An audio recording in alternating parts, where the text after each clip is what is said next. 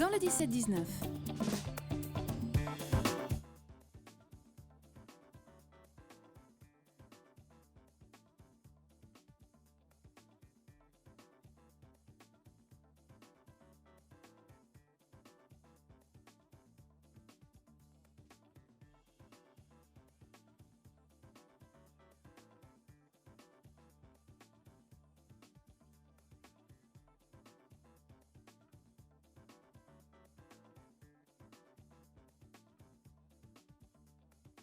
Et nous sommes justement en compagnie d'Anne Rimbaud de la compagnie La Salamandre qui produit le festival pour en savoir un petit peu plus. Bonsoir. Bonsoir. Merci d'avoir répondu à l'invitation de Swan. Alors est-ce qu'on peut justement en savoir un petit peu plus sur cette compagnie La Salamandre ?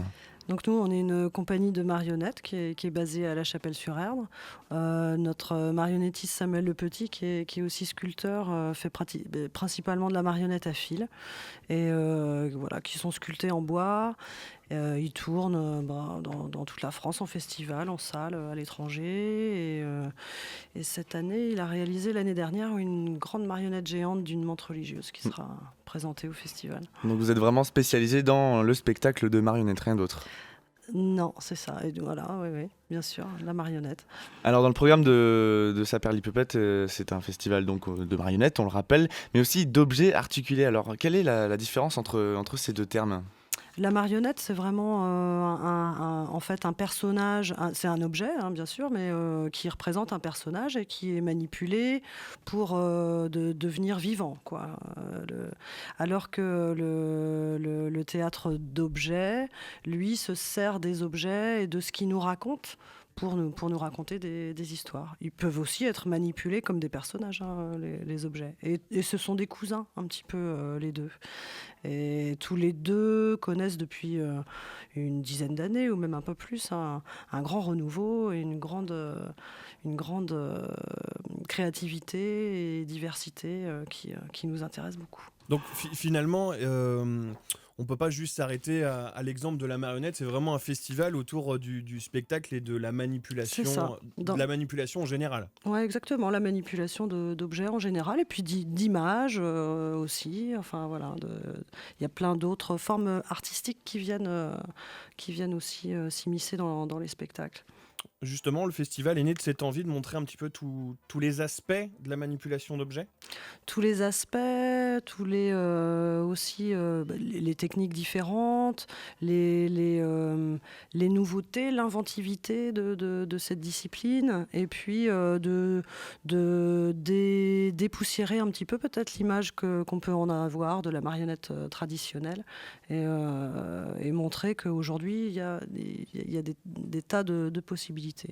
Alors nous, à Nantes, on a entre autres aussi les machines de Lille, Royal Deluxe qui fait de la manipulation. Mais est-ce que plus généralement, il y a une offre culturelle importante sur le territoire concernant la marionnette, où justement le but c'était de la créer un petit peu ? Non, il y a déjà des compagnies à Nantes et en Loire-Atlantique qui sont tout à fait reconnues. Le Théâtre pour Demain, Garin-Trousse-Boeuf, c'est des compagnies qui sont venues aussi au festival. Il y a déjà... Et puis il y a des nouveaux aussi, il y a des nouvelles compagnies qui arrivent tout le temps. Donc non, c'est plutôt notre idée, c'est plutôt de les mettre en valeur, justement. Les compagnies du territoire et de plus loin aussi. Alors, il y a un autre aspect qui est important en regardant la programmation, c'est que le festival pourrait s'arrêter au spectacle jeune public, souvent auquel on associe la marionnette, mais c'est vraiment un festival qui s'adresse à un public large, de 16 à 77 ans, pour prendre l'expression. Pourquoi ce choix ? C'était vraiment important pour nous dès le départ. Ça faisait partie des choses qu'on voulait vraiment montrer, faire connaître. C'était que la marionnette aujourd'hui, la marionnette contemporaine, elle s'adresse pas du tout qu'aux enfants. Mais d'ailleurs, même la marionnette traditionnelle, Guignol, ça s'adressait plutôt aux adultes. Et pendant longtemps, ça a été, oui, c'est vrai, très très réduit aux tout petits, mais c'est pas du tout le cas. Il y a plein de spectacles formidables pour tous les âges. Et ça c'est, dès le départ, c'était quelque chose qu'on voulait démontrer. Ouais. Du coup, comment est-ce que vous travaillez cette programmation ? Est-ce que ça se fait autour d'un thème, par exemple ? Non. On ne travaille pas du tout sur un thème. On voit beaucoup de spectacles Samuel Le Petit et moi-même particulièrement au cours de l'année et en festival quand on tourne, etc.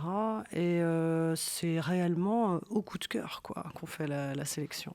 Et puis après, quand on a fait une première liste de tous les spectacles qu'on aime, après il faut faire rentrer ça dans balancer les âges, les techniques, les univers, etc. Mais non, il n'y a pas de thème réellement. Alors, dans ce Saperli-Puppet, on peut retrouver une programmation de spectacles conséquente, mais il y a aussi toute une programmation d'ateliers ou même de conférences, avec notamment un événement autour des activités des machines de Lille, et notamment de Longma. Est-ce qu'on peut en dire un petit peu plus ? Alors, c'est pas directement les machines de Lille, c'est la compagnie La Machine qui est notre parrain, en fait, depuis le départ du festival, avec qui on a une complicité et des liens forts. Et donc, Emmanuel Bourgeot, le responsable de l'atelier bois de La Machine, vient à chaque fois nous présenter un de leurs derniers projets. Et là, il vient nous parler de Longma, il vient avec des images, etc. C'est très informel, c'est au coin du bar. Et il vient nous raconter la partie construction, en fait. Les défis qu'ils ont rencontrés, comment ils font à La Machine pour construire ces incroyables mécaniques géantes. Alors, quand on parle de manipulation d'objets, on pense aussi pas tout de suite à de l'animation numérique, comme par exemple celle du stop motion. Et justement, il y a un atelier qui est organisé. Alors, est-ce qu'on peut pareil en dire quelques mots et parler aussi de l'animatrice qui va venir en parler ? Oui, donc on aura le samedi et le dimanche l'après-midi un atelier de stop motion, qui est donc une technique où on prend c'est des petites marionnettes en pâte à modeler qu'on bouge d'1 millimètre et qui sont prises image par image. Et quand on met tout bout à bout, c'est Wallace et Gromit, ce genre de cinéma d'animation. Et on a la chance d'avoir une animatrice de stop motion qui s'appelle Vir Piketu, qui est d'origine finlandaise et qui va venir faire ces 2 ateliers. Elle a travaillé pendant je crois 7 ou 8 ans justement pour les studios Hardman. C'est une animatrice professionnelle de renom et on est très très touchés qu'elle ait bien voulu venir faire ça chez nous. Donc le principe, ce sera que elle sera dans la salle conviviale. Les gens pourront passer. C'est très rapide, en 10 minutes, faire un petit personnage en pâte à modeler. Elle l'anime avec eux. Et puis à la fin du festival, le dimanche, elle montrera le petit film qui sera diffusé à la fin. Le film qu'auront fait tous les festivaliers qui seront passés dans cet atelier, quoi. Et en marge du festival, vous proposez aussi de l'action culturelle en collège et en maison de retraite. Pourquoi ce choix de s'adresser aussi à ce public-là ?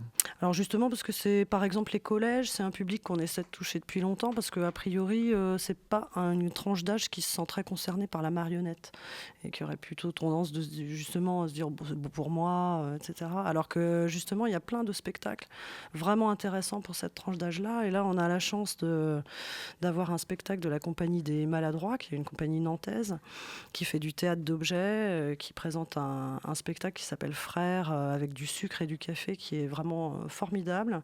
Et ils sont venus, c'était la semaine dernière, en amont. On a plusieurs classes du collège La Coutancière à La Chapelle qui vont venir vendredi voir le spectacle. Et les 2 comédiens et créateurs du spectacle sont venus dans ces classes en début de semaine pour leur parler de leur métier, comment de leur travail sur le spectacle, de comment ils l'ont créé. Ils ont fait un petit atelier avec eux. Et c'est un premier contact qui permet d'introduire le spectacle. Et à la fin du spectacle, ils pourront aussi, au bord de la scène, discuter avec eux, leur poser des questions, échanger sur leurs ressentis.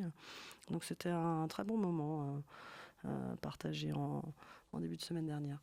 Alors s'il y avait un seul spectacle à ne pas louper, selon vous, ce serait lequel ? Très dure question. C'est très difficile, il y en a plusieurs. Il y en a un qui est complet, donc je vais plutôt parler d'un autre.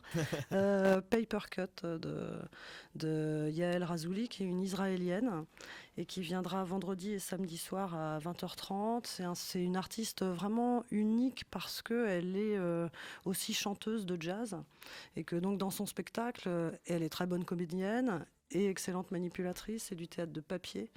Et c'est un spectacle très drôle et très étonnant parce que c'est comme un show à elle toute seule. Où elle, en même temps, elle chante. Et voilà, c'est sur une histoire de. C'est un univers Hitchcockien, un peu comme ça, Hollywood.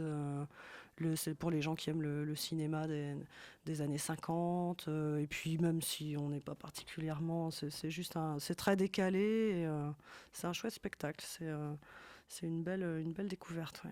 C'est l'occasion de voir une artiste israélienne, ce qui n'arrive pas très souvent. Tout à fait. Merci beaucoup, Anne Rimbaud, d'avoir accepté notre invitation. Je rappelle que Saperli-Puppet démarre ce mercredi à La Chapelle-sur-Erdre. Toute la programmation est à retrouver sur le site festivalsaperlipuppet.com.